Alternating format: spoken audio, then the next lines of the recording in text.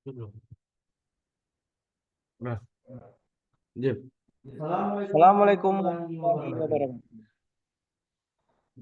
Selamat ini sebelumnya kami dari KKN, Kegiatan Kerja Nyata KKN Mas 73, Desa Polokarto, Kecamatan Polokarto, Kabupaten Sukoharjo.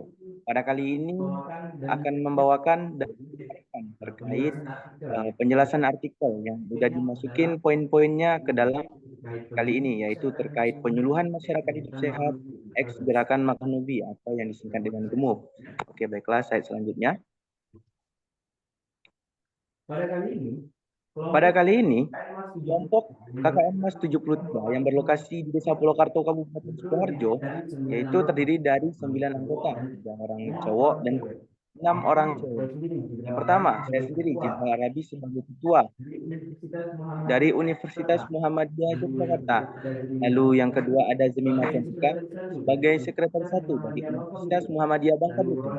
Lalu Rona Lutfi Nisa sebagai sekretaris dua dari Universitas Muhammadiyah Pekajangan Pekalongan.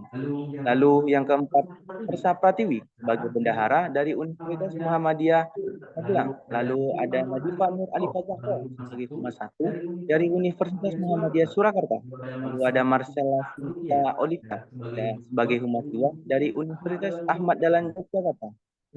Lalu ada Sonia Gandhi sebagai perlengkapan dari Universitas Muhammadiyah Bangka Belitung. Lalu ada Rido Sagung sebagai koordinator acara di Universitas Muhammadiyah Bangka Belitung. Lalu yang terakhir ada Albana sebagai PDD dari Universitas ITB Ahmad Dahlan Jakarta.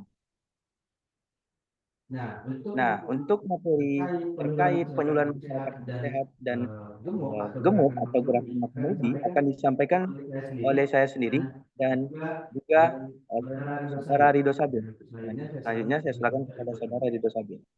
Baik, terima Baik, kasih kepada terima kasih Saudara kepada Jibral. Saudara Jibral. Nah, Nah, apa sih apa stunting sih itu? stunting itu?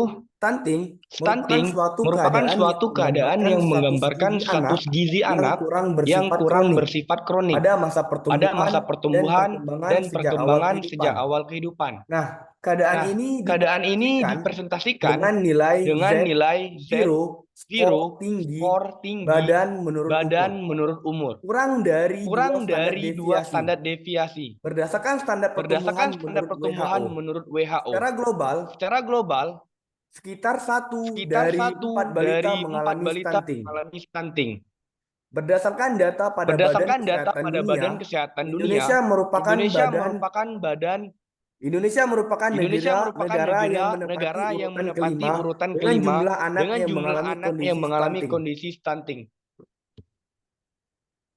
Selanjutnya, Selanjutnya, data stunting di Desa Yang Polokarto. pertama, Yang pertama, balita. Balita itu tidak ada Balita itu datanya. tidak ada datanya. Selanjutnya, underweight. Selanjutnya, underweight. Underweight pada bulan Desember tahun 2023 mencapai mencapai 25 orang. Pada bulan Maret Pada bulan Maret tahun 2024 mencapai 24 orang. Dan menurut data yang terakhir di bulan Juni 2024 mencapai 26 orang. Lanjut, Wasling pada bulan Desember tahun 2023 mencapai 57 orang. Pada bulan Maret tahun 2024 mencapai 52 orang. Dan yang terakhir pada bulan Juni tahun 2024 mencapai 26 orang. Melalui keterangan aplikasi EPPGM. Selanjutnya, stunting. Pada bulan Desember 2023 mencapai 20 orang. Pada bulan Maret tahun 2024 mencapai 25 orang. Dan yang terakhir pada bulan Juni tahun 2024 mencapai 21 orang. Selanjutnya, sasaran yang beresiko itu tidak ada. Selanjutnya, remaja putri pada bulan Desember tahun 2023 mencapai 3 orang. Lanjut di bulan Maret tahun 2024 mencapai 2 orang. Dan yang terakhir pada bulan Juni 2024 terdapat 3 orang. Keterangannya dari data Posyandu Remaja. Selanjutnya calon pengantin pada bulan Desember 2023 itu tidak ada. Lanjut di bulan Maret 2024 mencapai 4 orang. Dan yang terakhir di bulan Juni 2024 mencapai 2 orang. Keterangannya melalui aplikasi LSimil. Lanjut ibu hamil dan menyusui. Pada bulan Desember tahun 2023 mencapai 19 orang. Di bulan Maret 2024 mencapai 16 orang. Dan menurut data yang terakhir di bulan Juni 2024 mencapai 38 orang. Ini keterangannya melalui data kelas ibu hamil. Lanjut, bayi di bawah 2 tahun.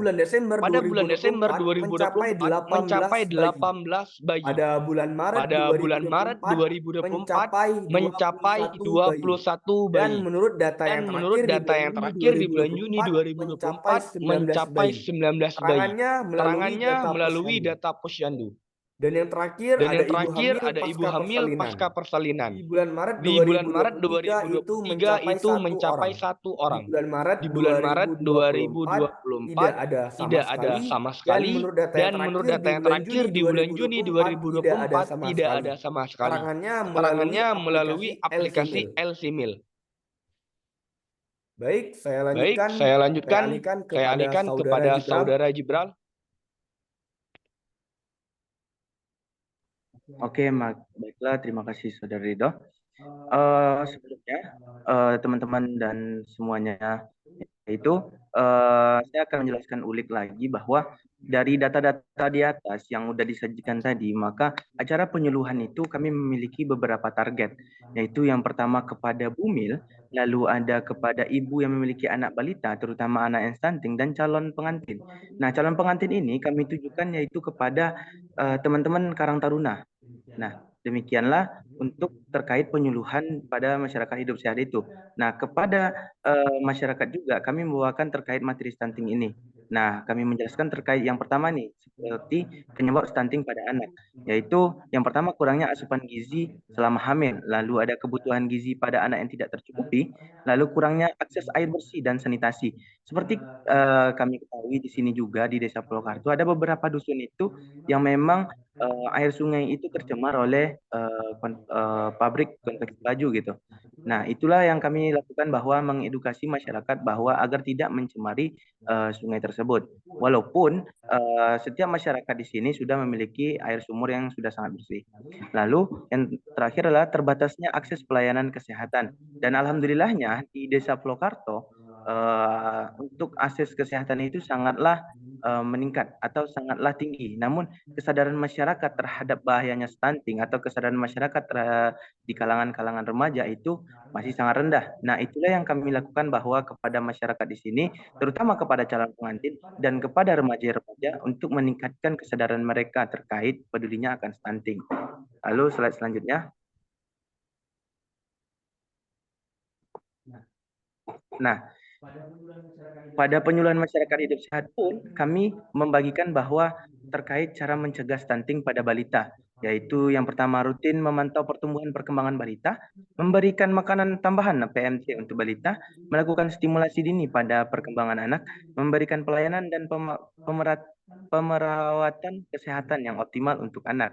Nah, untuk itu maka dalam mencegah stunting di Desa Purwokarto pun itu tidak hanya ditebarkan kepada posyandu dan puskesmas saja, tetapi juga dengan BKKBN seperti yang kami lakukan kemarin bahwa dalam penyuluhan masyarakat hidup sehat kami mengundang materi dari BKKBN yang diisi langsung oleh Bapak Dono.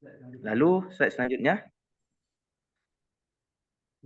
Nah, untuk itu kami melakukan variasi terkait potensi di desa, bahwa potensi di desa ini banyaknya ubi terkait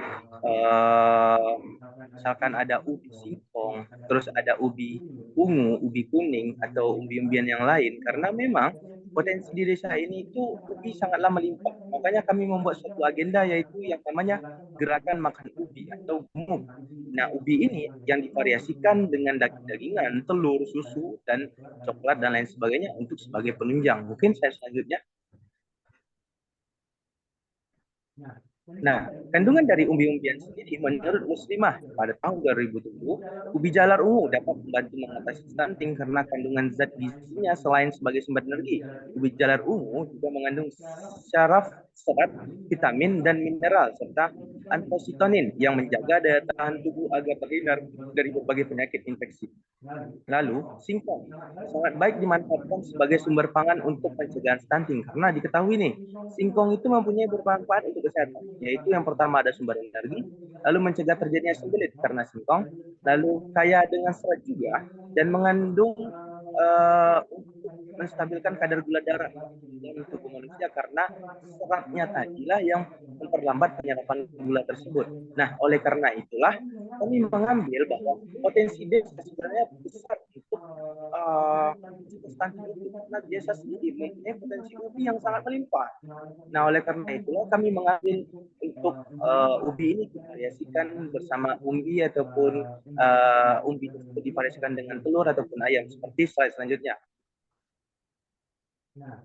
Nah, seperti slide selanjutnya kami membuat kemarin itu menu olahan umbi-umbian. Yang pertama ada bolu ubi, yaitu ada bola ubi yang isinya itu ada coklat, di mana bola ubi ini juga dia mengandung zat yang tinggi, lalu coklat tadi dia mengandung kadar yang bagus juga untuk tubuh.